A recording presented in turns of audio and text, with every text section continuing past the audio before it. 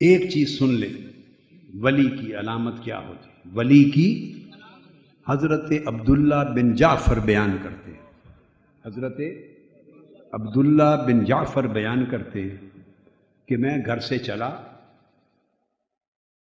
اور ایک صحرا میں آیا، صحرا میں نخلستان تھا، کھجوروں کا باغ تھا۔ جب اس میں داخل ہوا تو میں نے ایک جوان دیکھا بیٹھا ہوا، اور میں نے نگاہ ڈالی تو اس جوان کے چہرے پر ولایت اور معرفت کے آثار تھے۔ میں نے اس کے چہرے کو دیکھا، اس پر ولایت اور معرفت کے آثار تھے۔ میں بیٹھ گیا، پھر میں نے دیکھا اور یوں لگا کہ اس نے کئی دن سے کھانا نہیں کھایا، اس جوان نے۔ حضرت عبداللہ بن جعفر فرماتے ہیں میرے پاس 3 روٹیاں تھیں۔ کتنی؟ میں نے تینوں روٹیاں اس جوان کو دی کہ آپ کھا لیں۔ انہوں نے تینوں روٹیاں لے کے اس طرح اپنے پاس رکھ لی۔ حضرت عبداللہ بن جعفر کہتے ہیں تھوڑی دیر میں کتا آ گیا۔ اب میں آپ کو ابھی تک ولی کا معنی سمجھ گئے نا، اب ولی کا وتیرہ سمجھا رہا ہوں۔ پہلے ولی کا معنی سمجھایا، اب ولی کا وتیرہ، ولی کا طریقہ، ولی کا طریقہ، ولی کی زندگی، اس کی عادت، یہ بس ایک ہی سمجھا رہا ہوں۔ تو ایک کتا آ گیا، اس جوان نے ایک روٹی اٹھائی اور کتے کو پھینک دی۔ کتے نے روٹی کھا لی اور کھا کے ختم کر کے پھر منہ اٹھایا جوان کی طرف۔ اس نے دوسری روٹی بھی کتے کو دی،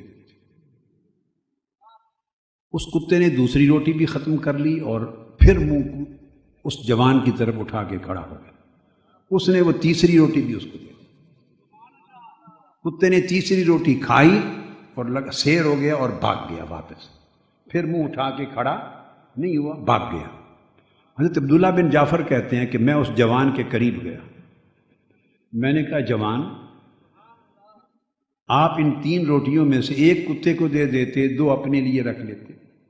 بہت ہی زیادہ کچھ کرنا تھا تو اس کو 2 دے دیتے اور ایک اپنے لیے رکھ دیتے روٹی۔ آپ نے تینوں روٹیاں اس کو دے دی۔ کیا؟ تینوں روٹیاں اس کو دے دیں۔ اب آپ خود کیا کریں گے؟ جوان تو خود کیا کرے گا؟ تو خود کیا کرے گا؟ اس جوان نے کہا کہ اللہ کی اس توفیق کی لذت پہ شکر ادا کروں گا۔ یہ جو اس نے توفیق دی، اب دن بھر اس کی لذت میں رہوں گا اور شکر ادا کروں گا۔ انہوں نے کہا کہ میں تو یہ پوچھ رہا ہوں کہ ساری روٹیاں اس کو کھلا دیں، کیوں کچھ اپنے لیے رکھتے؟ اس جوان نے کہا کہ ہماری زمین جہاں یہ نخلستان ہے، باغ ہے، گاؤں ہے، یہ زمین کتوں کی زمین نہیں ہے۔ دور دور تک ہمارے قصبے کے ارد گرد کتے نہیں ہوتے۔ اب اس کتے کا آنا، اس کا مطلب ہے ہمارے گاؤں کے دور دور تک کتا ہے ہی نہیں، یہ کتوں کی زمین نہیں۔ اس کا مطلب ہے بہت دور سے کہیں سے آیا ہے اور روٹی کی تلاش میں آیا ہے، کتا بھوکا تھا۔ مجھے شرم آئی کہ وہ بار بار سر اٹھاتا تھا اور مجھے اندازہ ہوتا تھا کہ اس کی بھوک ابھی میٹھی نہیں۔ مجھے شرم آئی کہ خود اپنے لیے روٹی رکھ لوں، کتے کو بھوکا واپس بھیج دوں، مجھے شرم آئی۔ تو ولی کتے کو بھوکا رکھنے پہ بھی شرما، ولی کتے کا بھی اتنا خیال کرتا ہے، انسان تو پھر بڑی بات ہے۔ کتے کے جذبات کا اتنا خیال کرتا ہے اور انسان کے جذبات۔ ولی کسی شخص کا دل نہیں توڑتا، ولی کسی کو گالی نہیں دیتا، ولی کسی کو حقیر نہیں جانتا، ولی کسی کو اوئے توئے نہیں کرتا، ولی کسی کے ساتھ سخت درست لہجے میں بات نہیں کرتا، ولی کنجوس نہیں ہوتا۔ جس کو کنجوس دیکھو، اللہ کی عزت کی قسم غلطی سے بھی ولی نہ سمجھو، ولی کنجوس نہیں ہوتا۔ اور اگلی بات سمجھاؤں، ولی لینے والا نہیں ہوتا، ولی دینے والا ہوتا ہے۔ ولی لینے والا نہیں ہوتا، ولی دینے والا ہوتا ہے۔ ولی کا ہاتھ ایسے نہیں ہوتا۔ کیا کرو کرو ایسے ہاتھ، ولی کا ہاتھ ایسے کبھی نہیں ہوتا، ولی کا ہاتھ ایسے ہوتا ہے، ولی دیتا ہے۔ ولی معاف کرنے والا ہوتا ہے. ولی کا شیوا اور وتیرہ یہ. جب اللہ کی ولایت کا دوہرا رشتہ قائم ہو جاتا ہے تو عادات بدل جاتی ہیں. بشری انسانی گھٹیا عادات رہتی ہی نہیں ہیں. ہوتا بشری جسم ہے، عادات فرشتوں والی آ جاتی ہیں، ملکوتی عادات آ جاتی ہیں. حضرت شقیق بلخی رضی اللہ تعالی عنہ مدینہ طیبہ حاضر ہوئے اور زیارت کے لیے آئے سیدنا امام جعفر الصادق علیہ السلام. سیدنا امام جعفر الصادق علیہ السلام کی زیارت کے لیے حاضر ہوئے. جب آ کے بیٹھے تو سیدنا امام جعفر الصادق رضی اللہ تعالی عنہ آپ نے فرمایا شقیق تم بلخ سے آئے ہو، بلخ افغانستان کا ایک شہر ہے.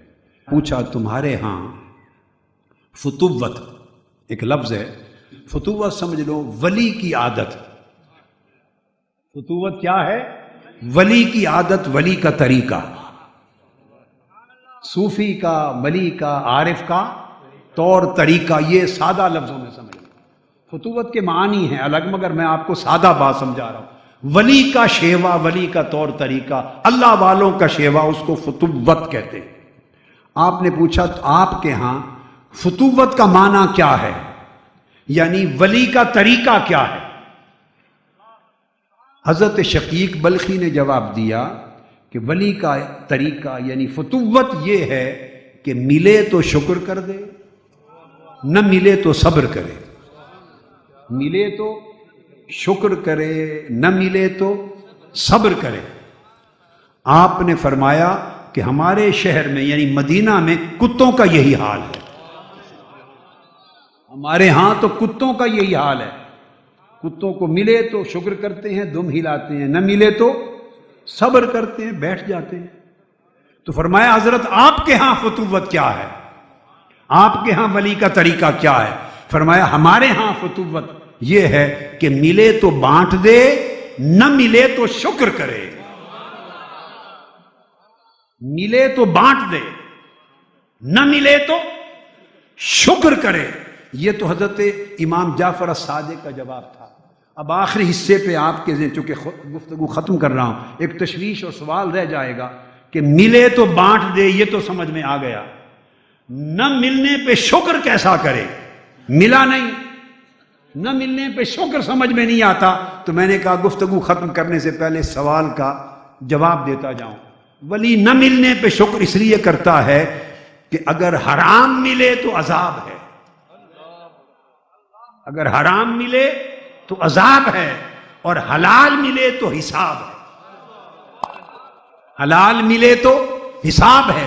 ولی کو جب نہیں ملتا تو شکر کرتا ہے کہ حساب سے بچ گئے، مولا تیری بارگاہ میں حساب بڑا سخت ہے، تو نے حساب دینے سے بچا لیا. یہ ولی کا اور اولیاء کا ایک شیوہ زندگی ہے جو اللہ کی دوستی کی رنگ میں جو لوگ رنگے جاتے ہیں ان کے شیوے اور ان کے طور طریقے ملکوتی ہو جاتے ہیں، بشری ناسوتی نہیں رہتے. اللہ پاک فضل کرے ہمیں اس راہ پر چلنے کی توفیق دے. وما علینا الا البلاغ والسلام علیکم ورحمۃ اللہ وبرکاتہ. جب روح قابض ہو اور جسم کے اندر دل کو روح اپنے جیسا بنا لے، اپنے جیسا بنا لے، تو جب دل پر روح کا رنگ چڑھ جائے، روح ترقی کر کے سر بن جاتی ہے اور دل ترقی کر کے روح بن جاتا ہے. دل روح کے مقام پر آ جاتا ہے اور روح سر کے مقام پر. تو اس طرح دل منزلیں طے کرتا چلا جاتا ہے. جب دل روح کے رنگ میں رنگا جائے تو وہ فرش پہ چلنے والا انسان عرشی بن جاتا ہے. فرشی انسان عرشی بن جاتا ہے. اور ایک جملے میں سمجھ لو، جب فرشی انسان من میں اندر سے عرشی بن جائے سمجھو ولی اللہ ہو گیا ہے، ولی ہو گیا ہے.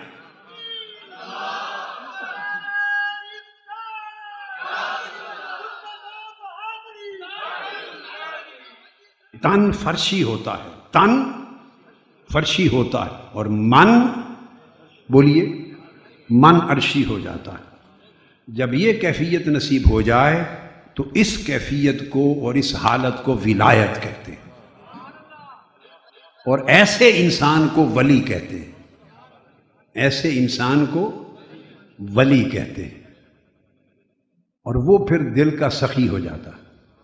بس اس کی صرف ایک چیز بیان کر کے تو اجازت چاہتا ہوں، باقی تو ہزارہ مضامین ہیں، آپ سنتے رہتے ہیں، آپ ویڈیو پہ اور آن لائن اور سوشل میڈیا، یوٹیوب پہ ساری دنیا ہی سنتی رہتی ہے، آپ بھی سنتے ہیں۔